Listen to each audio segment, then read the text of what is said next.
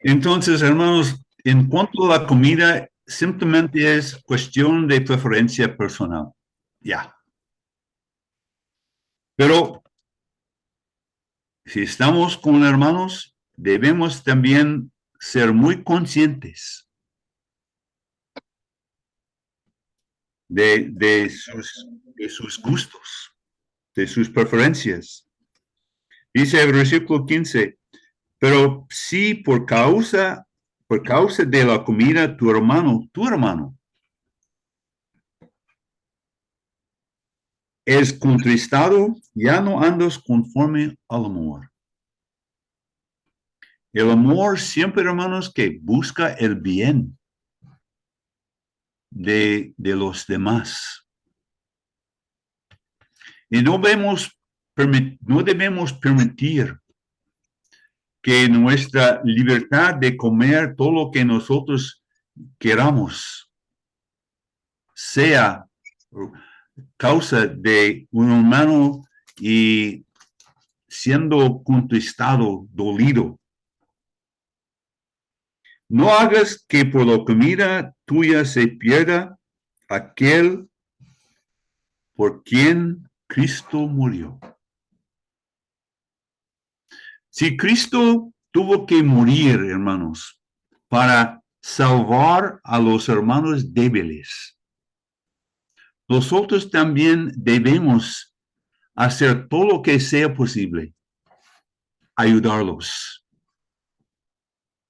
a mostrarles por medio de las escrituras, de enseñarles que Cristo los ha librado de estas cosas. Y ya no pueden, ellos no tienen necesidad de seguir sometiéndose a leyes que ya no valen. Por aquel quien Cristo murió, nuestro sustituto, que murió en la cruz del Calvario. No sea pues, versículo 16, pues vituperado vuestro bien. O sea, hermanos, nosotros y tenemos la libertad que somos fuertes de hacer todo, pero no debemos permitir que por medio de nuestras acciones en cuanto a la comida, nuestro testimonio sea mal hablado. ¿Por qué? Porque el reino de Dios es la esfera en la cual Dios reina. Y ahora, hermanos, Dios reina en el corazón de cada creyente. Entramos en el reino de Dios por medio del nuevo nacimiento, Juan capítulo 3. Y dice, el reino de Dios no es comida ni bebida. O sea, no es cosas externas, sino justicia, paz y gozo en el Espíritu Santo. En Mateo capítulo 6, el Señor Jesucristo dijo, mas buscad primeramente el reino de Dios y su justicia. Tres cosas, la justicia, la paz, el gozo, el fruto del Espíritu Santo. Tres cosas que serán manifestados en la vida de los que creen en Cristo, de los que andan en comunión e dependencia del Espíritu Santo. La justicia es una vida recta, una vida piadosa. La paz, armonía. Y como dice en el versículo 18 del capítulo 10, si es posible, en cuanto depende de vosotros, o en cuanto depende de nosotros, estemos en paz con todos los hombres y sobre todo con nuestros hermanos en Cristo. Y si hay las tres cosas, la justicia, la paz, el gozo, y manifestados en nuestras vidas. Y dice, porque en esto, en la justicia y la paz y el gozo en el Espíritu Santo, porque en esto sirve a Cristo. Parece, hermanos, que en cuanto a nuestras relaciones con los hermanos y cómo los tratamos, esa es una parte de nuestro servicio al Señor. Sirve al Señor, que dos cosas importantes. Número uno, agrada a Dios y tiene la aprobación de los hombres. El testimonio de uno. Agrada a Dios y aprobado por los hombres. Versículo 19. Así que sigamos lo que contribuye a la paz, la armonía entre los hermanos. Esa es la paz, armonía entre los hermanos y la mutua edificación. Versículo 20, no destruyes la obra de Dios por causa de la comida. Es interesante, el verbo edificar y el verbo aquí destruir quieren decir cosas completamente opuestas. El verbo destruir tiene que ver con un edificio derribado, destruido. Entonces, hermanos, tenemos que tener mucho cuidado de no destruir a los hermanos con nuestra comida. Más bien, debemos buscar la manera de edificarlos, de ayudarlos a crecer en la gracia, en su relación con Cristo. Pero dice, no destruyes al hermano. No. Dice, no destruyes la obra de Dios. Efesios capítulo 2, versículo 10 nos enseña que nosotros somos ¿qué? Hechura de Dios.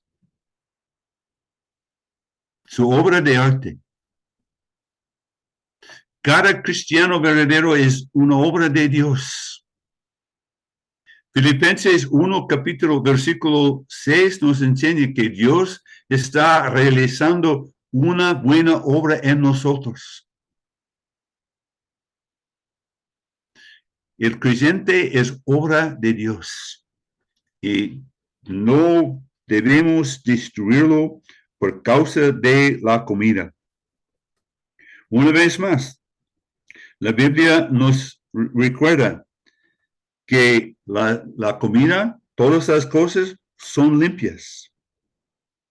Pero es malo que el hombre haga tropezar a otros con lo que come. Vez tras vez en este capítulo, hermanos, y la palabra comer o come nos confronta. Bueno es, versículo 21, bueno es no comer carne, ni beber vino, ni nada en que tu hermano tropiece o se ofenda o se debilite. ¿Tienes tu fe? Tenla para contigo delante de Dios.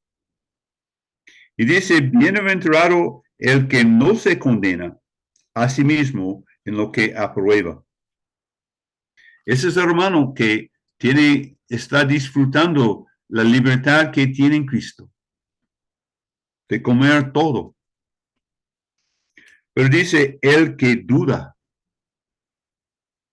sobre lo que come, es que es condenado.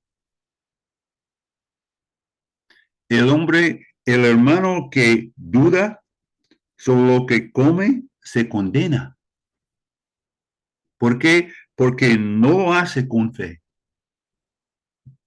Entonces, hermanos, nunca debiéramos encontrarnos en una situación donde un hermano débil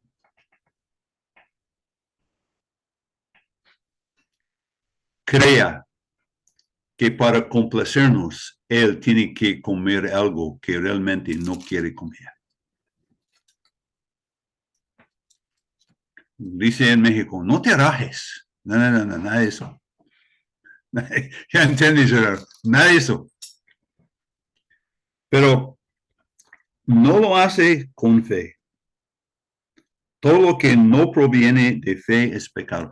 Aún en una cosa tan sencilla como lo que entra en la boca, es cuestión de fe. Cuestión de fe. Así que, hermanos, los que somos fuertes. Interesante notar, en todo lo que hemos estado considerando, esa es la primera vez que encontramos la palabra fuerte. Pablo, guiado por el Espíritu Santo, ha estado poniendo la base, llevando a los hermanos fuertes a esta conclusión, a este punto. Así que los que somos fuertes. Pablo ha estado hablando de los hermanos débiles. Y la influencia los fuertes pueden tener por bien o por mal en la vida de los hermanos débiles. Dice, así que lo que somos fuertes debemos soportar, llevar las flaquezas de los débiles y no agradarnos a nosotros mismos. Una vez más, el versículo 2 es algo muy personal. Cada uno. Pablo apela al individuo. Cada uno de nosotros agrade a su prójimo en lo que es bueno.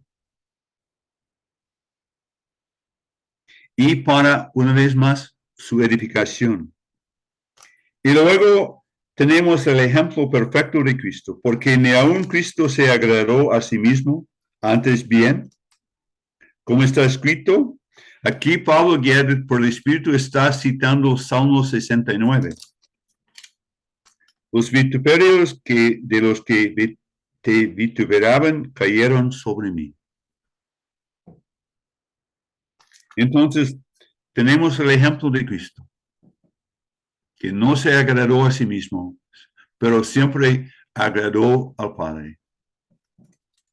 Y nosotros, teniendo Cristo como nuestro ejemplo perfecto, debemos buscar la manera, o las maneras, por las que nosotros podemos ayudar a sus hermanos para su bien y para su edificación. Y dice, porque las cosas que se escribieron antes para nuestra enseñanza se escribieron a fin de que por la paciencia y la consolación de las escrituras que tengamos esperanza. Es interesante. Pablo está hablando de una situación presente, algo real que está sucediendo en el momento en Roma. Y luego habla de tener paz, de tener esperanza. Y la esperanza siempre tiene que ver no con el presente, sino con el futuro. El futuro. Entonces, tenemos las escrituras. Las escrituras aquí quieren decir del Antiguo Testamento. Y hay mucho en el Antiguo Testamento para consolarnos, para animarnos, para fortalecernos, para que nosotros podamos perseverar. y ser animados. Porque hay paciencia y consolación en las Escrituras porque su autor es el Dios de la paciencia y de la consolación. Os dé entre vosotros que un mismo sentir según que Cristo Jesús. Hermanos, ¿dónde encontramos nuestra unidad? No en nosotros mismos, en Cristo, en Él. Un solo sentir, el mismo sentir, según Cristo, para que unánimes, a una voz, glorifiquéis al Dios y Padre de nuestro Señor Jesucristo. Por tanto,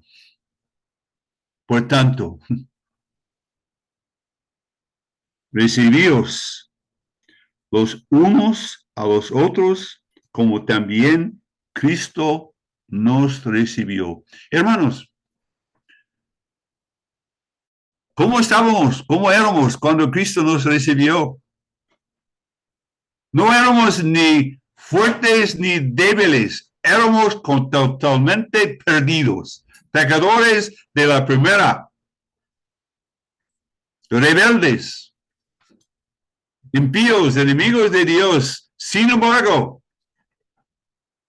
Cristo nos recibió, nos tomó para sí mismo. Dijo, ya son míos. Y de la misma manera, hermanos, como también, eso es como nosotros debemos recibir a nuestros hermanos en la fe. Y el propósito, no solamente para su bien, pero para la gloria de nuestro Dios. Versículo 6. Glorifiquéis a Dios y Padre de nuestro Señor Jesucristo. Hermanos, no estamos en el mundo para hacer lo nuestro. No estamos en el mundo para hacer un sinfín de cosas. Pero hermanos, todo lo que nosotros tenemos y somos, debemos usarlo para Dios, para su gloria y para el bien de los demás. En primer lugar, los hermanos en la fe y después con nuestros semejantes. Y en los versículos 8 a 13, Pablo está una vez más y usando el ejemplo del Señor Jesucristo para mostrar a los hermanos la importancia de estar unidos. Dice que Cristo Jesús vino a ser siervo de la circuncisión para mostrar la verdad de Dios, para confirmar las promesas hechas a los padres. O sea, hemos ya considerado el pacto que Dios hizo con Abraham y con David en el capítulo 4. Y Cristo vino a confirmar la veracidad de las promesas hechas hace muchos siglos atrás a los judíos, para enseñarles que todas las promesas tenían su cumplimiento en Él mismo. Él, en su venida, vino a cumplir todo lo que Dios le había prometido a su pueblo terrenal. Siervo de la circuncisión, pero también para que los gentiles glorifiquen a Dios por su misericordia, como está escrito. Y en los versículos 9, 10, 11 y 12, los 4 versículos, es interesante. Pablo, guiado por el Espíritu Santo, En el versículo 9, él cita Salmo 18, versículo 49. En el versículo 10, él cita Deuteronomio 32, 43. En el 11, el Salmo 117, versículo 1. Y en el versículo 12, Isaías 11, capítulo 11, Isaías capítulo 11, versículo 10. Pablo, de las tres grandes divisiones del Antiguo Testamento, la ley, los salmos y los profetas. Él cita estos versículos para enseñar a los judíos y que Dios también iba a salvar a los judíos, a los gentiles. Eso es algo que está enseñada, se enseña en el Antiguo Testamento. Pero lo que no se enseñaba en el Antiguo Testamento fue la unión entre el judío y el gentil en la iglesia. Y realmente, hermanos, y Romanos no trata esencialmente del cuerpo de Cristo. Trata del Evangelio. Pero entonces, Cristo vino tanto para el bien del judío como para el bien del gentil. Los hermanos fuertes deben ayudar a los hermanos débiles. Los débiles no deben juzgar, los fuertes no deben menospreciar. Al contrario, los dos, entendiendo que Dios los recibió, deben recibir los unos a los otros. Y hermanos, como Cristo nos recibió.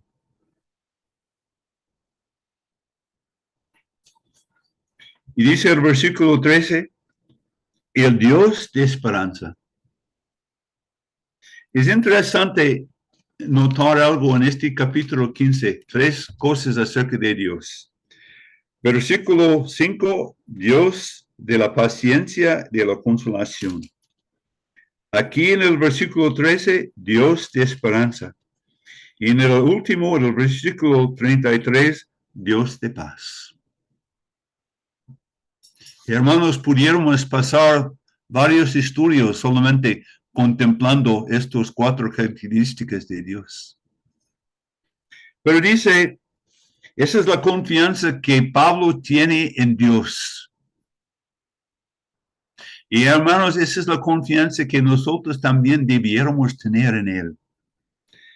¿El Dios de qué? De esperanza.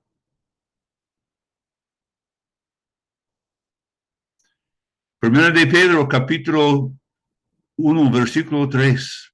Dios, según sus abundantes misericordias, nos hizo renunciar a una esperanza viva. Os llene de qué? De todo gozo y paz en el creer. Versículo 17, capítulo 14. El reino de Dios, justicia, paz y gozo.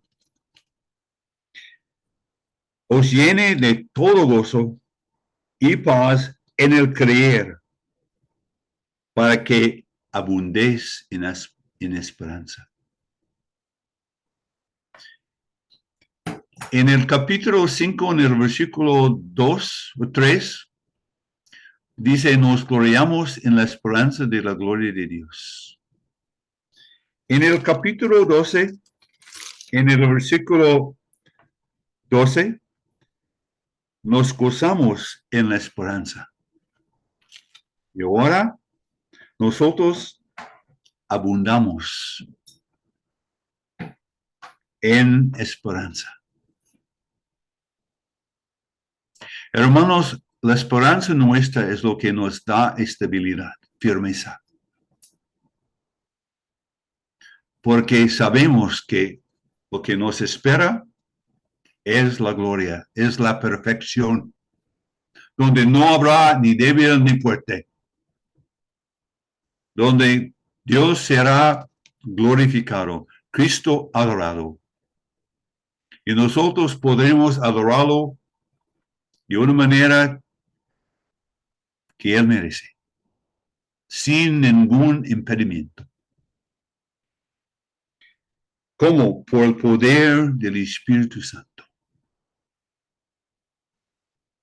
Nuestra confianza, nuestra sumisión al Espíritu de Cristo que mora en nosotros. Cristo, Dios por nosotros, ¿quién contra nosotros? No. Y en el versículo 13, Pablo expresa su confianza en Dios. Pero él aquí expresa su confianza, la confianza que él tiene en los santos en Roma. Y dice, pero yo estoy seguro, yo estoy convencido de vosotros, hermanos, de que vosotros mismos estáis llenos de bondad, llenos de todo conocimiento, de tal manera que podáis amostrarnos los unos a los otros. Que otros, ojalá hermanos, que otros pudiéramos decir esto de nosotros en nuestras asambleas. Que nosotros mismos estamos llenos de bondad, estamos llenos de todo conocimiento, donde no hay débiles. De tal manera que nosotros podemos amostrarnos los unos a los otros. Vamos a orar, hermanos.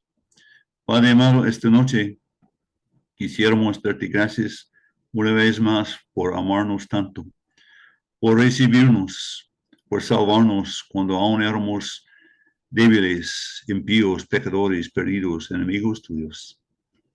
Y gracias, Padre, que de la manera que el Señor Jesucristo nos ha recibido, nosotros podemos recibirnos los unos a los otros, para la gloria tuya.